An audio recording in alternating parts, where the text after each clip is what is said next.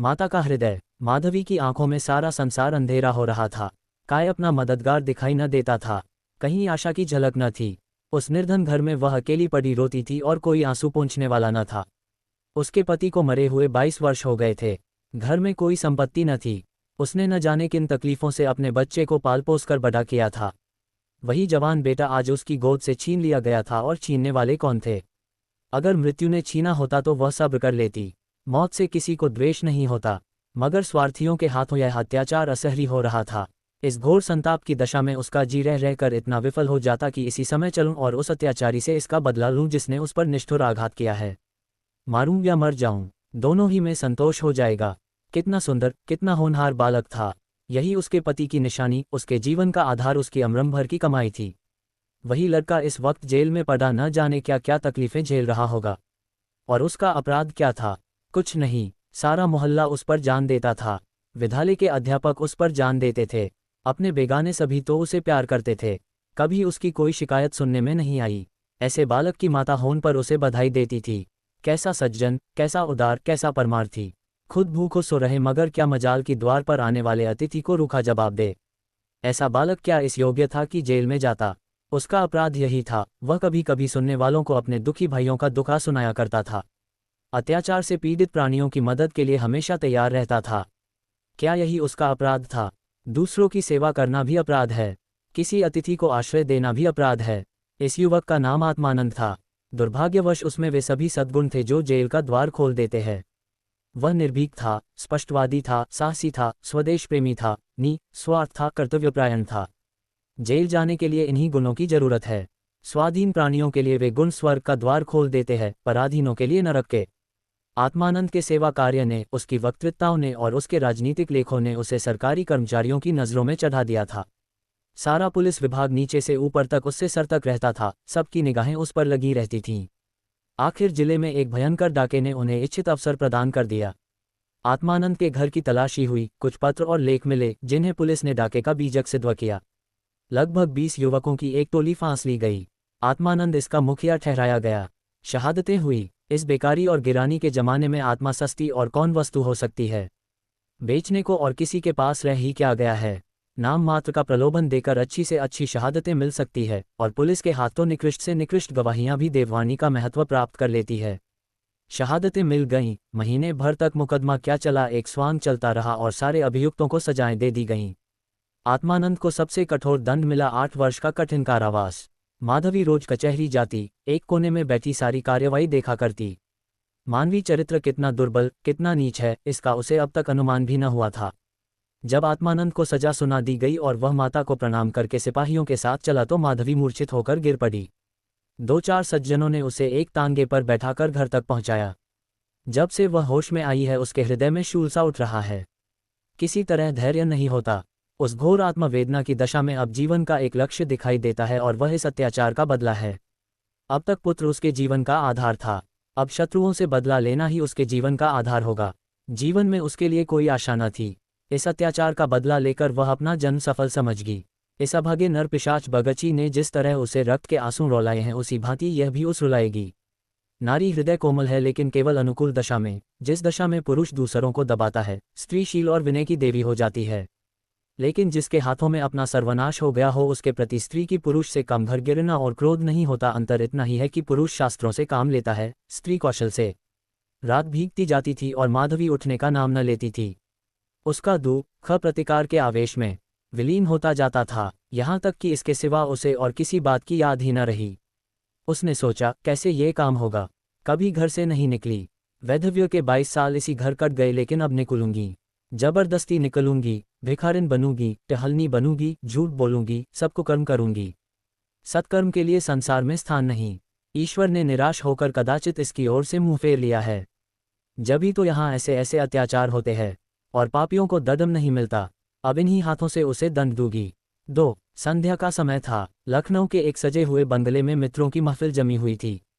गाना बजाना हो रहा था। एक तरफ आतिशबाजियां रखी हुई थीं, दूसरे कमरे में मेजों पर खाना चुना जा रहा था। चारों तरफ पुलिस के कर्मचारी नजर आते थे। वह पुलिस के सुपरिंटेंडेंट मिस्टर बगीची का बंगला है। कई दिन हुए उन्होंने एक माके का मुकदमा जीता था। अफसरों ने खुश होकर उनकी तरक्की की दी थी और उसी की खुशी में यह उत्सव मनाया जा रहा था। यहाँ आए दिन ऐसे उत्सव होते रहते थे। मुफ्त के गवैये मिल जाते थे, मुफ्त की अतशबाजी, फल और मेवे और मिठाइयाँ आधे दामों पर बाजार से आ जाती थीं। और चट दावतों हो जाती थी। दूसरों के जहाँ 100 लगते, वहाँ इनका 10 से काम चल जाता था। दौड़ धूप करने को सिपाहियों की फौज थी ही। और यह माके का मुकदमा क्या था, वह जिसमें निरपराध युवकों को बनावटी शहादत से जेल में ठूस दिया गया था। गाना समाप्त होने पर लोग भोजन करने बैठे।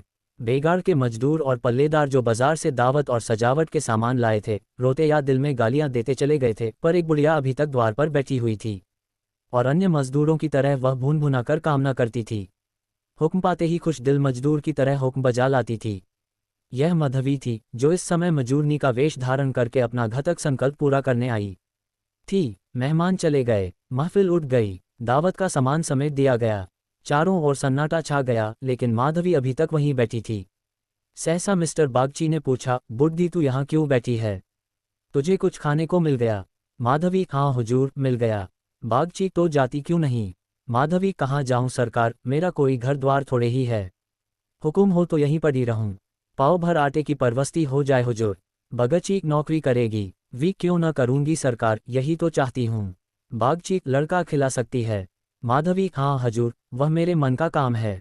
बगची, अच्छी बात है, तू आज ही से रह, जा घर में देख, जो काम बताएं वही कर। 1 महीना गुजर गया। माधवी इतना तन मन से काम करती है कि सारा घर उससे खुश है। बहू जी का मिजाज बहुम ही चिड़चिड़ा है। वह दिन भर खाट पर पड़ी रहती है और बात बात पर नौकरों पर झल्लाया करती है। लेकिन माधवी उनकी घुड़कियों को भी सहर्ष सह लेती है। अब तक मुश्किल से कोई दाई 1 सप्ताह से अधिक ठहरी थी। माधवी का कलेजा है कि जली कटी सुनकर भी मुख पर मैल नहीं आने देती। मिस्टर बागची के कई लड़के हो चुके थे, पर यही सबसे छोटा बच्चा बच रहा था। बच्चे पैदा तो हृष्ट पृष्ट होते, किंतु जन्म लेते ही उन्हें एक न एक रोग लग जाता था और कोई 2-4 महीने, कोई साल भर जीकर चल देता था। माँ बाप दोनों इस शिशु पर प्राण देते थे। उसे जरा जुकाम भी हो तो दोनों विकल हो जाते। स्त्री पुरुष दोनों शिक्षित थे, पर बच्चे की रक्षा के लिए टोना टोटका, द्वाटा बीच, जंतर मंतर एक से भी उन्हें इनकार न था। माधवी से यह बालक इतना हिल गया कि एक क्षण के लिए भी उसकी गोद से न उतरता। वह कहीं एक क्षण के लिए चली जाती तो रो रो कर दुनिया सिर पर उठा लेता। वह सुलाती तो सोता, वह दूध पिलाती तो पिता, वह खिलाती तो खेलता, उसी को वह अपनी माता समझता। माधवी के सिवा उसके लिए संसार में कोई अपना न था। बाप को तो वह दिन भर में केवल 2 बार देखता और समझता ये कोई परदेशी आदमी है। माँ आलस्य और कमजारी के मारे गोद में लेकर टहल न सकती थी। उसे वह अपनी रक्षा का भार संभालने के योग्य न समझता था, और नौकर चाकर उसे गोद में ले लेते तो इतनी बेदर्दी से कि उसके कोमल अंगों में पीड़ा होने लगती थी। कोई उसे ऊपर उछाल देता था, यहाँ तक कि अबोध शिशु का कलेजा मुंह को आ जाता था। उन सबों से वह डरता था। केवल माधवी थी जो उसके स्वभाव को समझती थी। वह जानती थी कि कब क्या करने से बालक प्रसन्न होगा, इसलिए बालक को भी उससे प्रेम था। माधवी ने समझाया था, यहाँ कंचन बरसता होगा, लेकिन उसे देखकर कितना विस्मय हुआ कि बड़ी मुश्किल से महीने का खर्च पूरा पड़ता है। नौकरों से एक एक पैसे का हिसाब लिया जाता था और बहुधा आवश्यक वस्तुएं भी टाल दी जाती थीं। एक दिन माधवी ने कहा, बच्चे के लिए कोई तेज गाड़ी क्यों नहीं मंगवा देती? गोद में उसकी बाढ़ मारी जाती है। मिसेज बागजी ने कुठित होकर कहा, कहाँ से मंगवा दूं? कम से कम 50-60 रुपये में आएगी। इतने रुपये कहाँ है? माधवी, मलकिन, आप भी ऐसा कहती है। मिसेज बगची, झूठ नहीं कहती। बाबूजी की पहली स्त्री से 5 लड़कियां और है। सब इस समय इलाहाबाद के एक स्कूल में पढ़ रही हैं। बड़ी की उम्र 15-16 वर्ष से कम न होगी। आधा वेतन तो उधार ही चला जाता है। फिर उनकी शादी की भी तो फिक्र है। पांचों के विवाह में कम से कम 25,000 लगेंगे। इतने रुपए कहाँ से आएंगे? मैं चिंता के मारे मरी जाती हूँ। मुझे कोई दूसरी बीमारी नहीं है, केवल चिंता का रोग है। माधवी, घूस भी तो मिलती है। मिसेज बागची, बूढ़ी, ऐसी कमाई में बरकत नहीं होती। यही क्यों, सच पूछो तो इसी घूस ने हमारी ये दुर्गति कर रखी है। क्या जाने औरों को कैसे हजम होती है। यहाँ तो जब ऐसे रुपए आते हैं तो कोई ना कोई नुकसान भी अवश्य हो जाता है। एक आता है तो 2 लेकर जाता है। बार बार मना करती हूँ, हराम की कौड़ी घर में न लाया करो, लेकिन मेरी कौन सुनता है। बात ये थी कि माधवी को बालक से स्नेह होता जाता था। उसके अमंगल की कल्पना भी वह न कर सकती थी। वह अब उसी की नींद सोती और उसी की नींद जागती थी। अपने सर्वनाश की बात याद करके एक क्षण के लिए बागची पर क्रोध तो हो आता था और घाव फिर हरा हो जाता था, पर मन पर कुत्सित भावों का आधिपत्य न था। घाव भर रहा था, केवल ठेस लगने से दर्द हो जाता था। उसमें स्वन्य टीस या जलन न थी। इस परिवार पर अब उसे दया आती थी। सोचती, बेचारी ये छीन झपट न करें तो कैसे गुजर हो। लड़कियों का विवाह कहाँ से करेंगे। स्त्री को जब देखो बीमार ही रहती है। उन पर बाबूजी को एक बोतल शराब भी रोज चाहिए। ये लोग स्वयं अभागे हैं। जिसके घर में 5-5 कुंवारी कन्याएं हों, बालक होकर मर जाते हों, घरनी दा बीमार रहती हो, स्वामी शराब का तली हो, उस पर तो यूं ही ईश्वर का कोप है। इनसे तो मैं अभागिन ही अच्छी। 4 दुर्बल बालकों के लिए बरसात बुरी बला है। कभी खांसी है, कभी ज्वर, कभी दस्त। जब हवा में ही शीत भरी हो तो कोई कहाँ तक बचाए।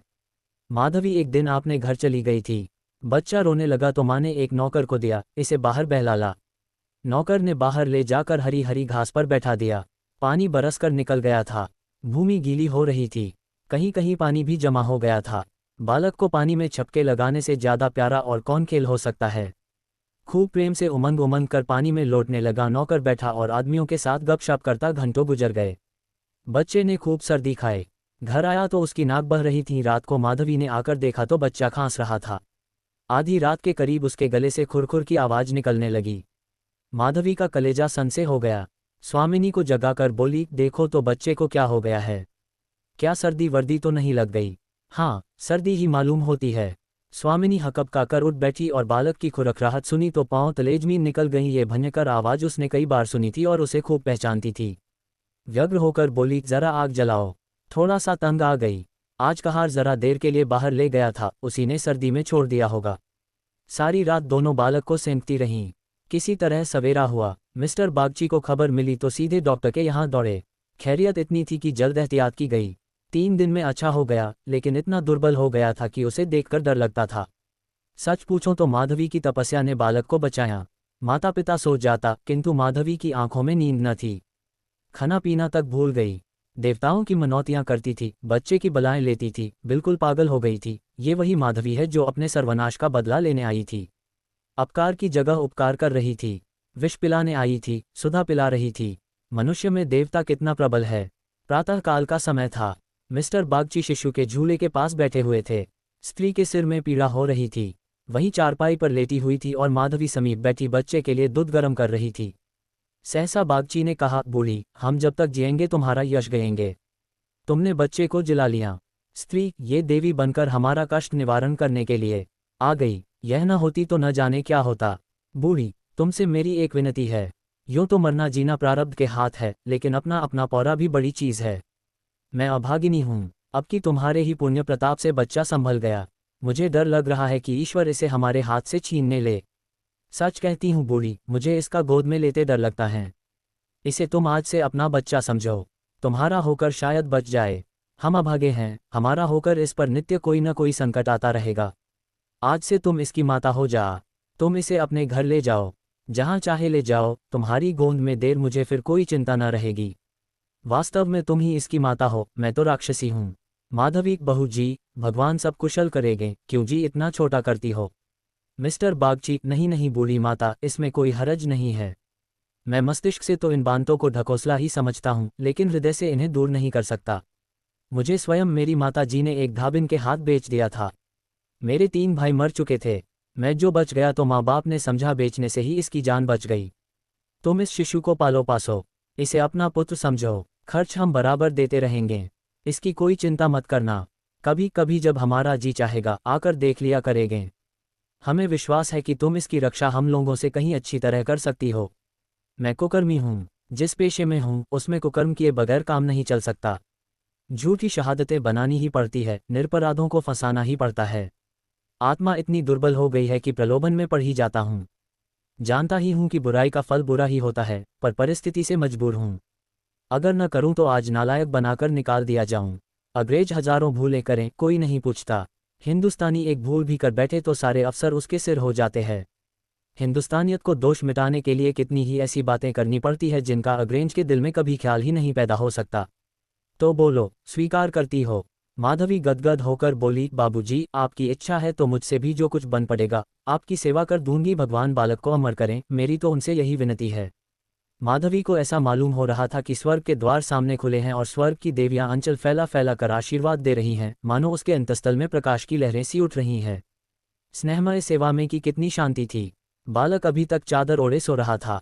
माधवी ने दूध गर्म हो जाने पर उसे झूले पर से उठाया तो चिल्ला पड़ी। बालक की देह ठंडी हो गई थी और मुंह पर वह पीलापन आ गया था जिसे देखकर कलेजा हिल जाता है, कंठ से आह निकल आती है और आंखों से आंसू बहने लगते हैं। जिसने इसे एक बार देखा है फिर कभी नहीं भूल सकता। माधवी ने शिशु को गोंद से चिपटा लिया, हालांकि नीचे उतार देना चाहिए था। कोहराम मच गया। माँ बच्चे को गले से लगाए रोती थी पर उसे जमीन पर न सुलाती थी। क्या बातें हो रही थी और क्या हो गया। मौत को धोखा देने में आनंद आता है। वह उस वक्त कभी नहीं आती जब लोग उसकी राह देखते होते हैं। रोगी जब संभल जाता है, जब वह पथ्य लेने लगता है, उठने बैठने लगता है, घर भर खुशियां मनाने लगता है, सबको विश्वास हो जाता है कि संकट टल गया, उस वक्त घात में बैठी हुई मौत सिर पर आ जाती है। यही उसकी निठुर लीला है। आशाओं के बाग लगाने में हम कितने कुशल हैं। यहाँ हम रक्त के बीज बोकर सुधा के फल खाते हैं, अग्नि से पौधों को सींचकर शीतल छांव में बैठते हैं। हाँ, मंद बुद्धि। दिन भर मातम होता रहा, बाप रोता था, माँ तड़पती थी और माधवी बारी बारी से दोनों को समझाती थी। यदि अपने प्राण देकर वह बालक को जिला सकती तो इस समय अपना धन्य भाग समझती। वह हित का संकल्प करके यहाँ आई थी और आज जब उसकी मनोकामना पूरी हो गई और उसे खुशी से फूलाना समाना चाहिए था, उससे कहीं घोर पीड़ा हो रही थी जो अपने पुत्र की जेल यात्रा में हुई थी। रुलाने आई थी और खुद रोती जा रही थी। माता का हृदय दया का आगार है। उसे जलाओ तो उसमें दया की ही सुगंध निकलती है, पीसो तो दया का ही रस निकलता है। वह देवी है। विपत्ति की क्रूर लीलाएं भी उस स्वच्छ निर्मल स्रोत को मलिन नहीं कर सकती।